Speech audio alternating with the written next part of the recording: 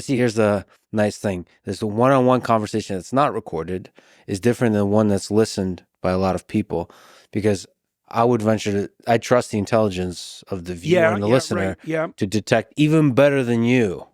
Yes, and I think that's true, by the way. To detect the psychopathy. Yeah, I also think that the long-form interviews are particularly good at that, because it's not that easy to maintain a manipulative stance, especially if you're empty for like 2.5 hours. Yes. You get tired, you get irritable, you show that you lose the track, you're going to start leaking out your mistakes. And that actually is the case for all the world leaders. I would say 1 hour is too short. Something happens at like 2 hour plus mark where you start to leak, and I trusting the intelligence of the listener to sort of to detect that. Yeah, and it might be the intelligence of the distributed crowd.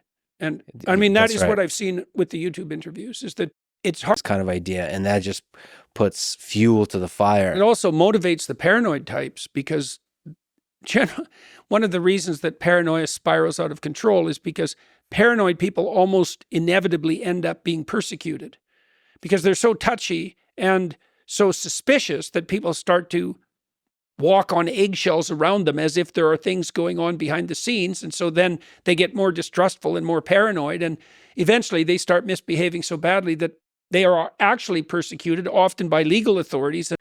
About 30% of the internet is pornography. A huge amount of internet traffic is outright criminal.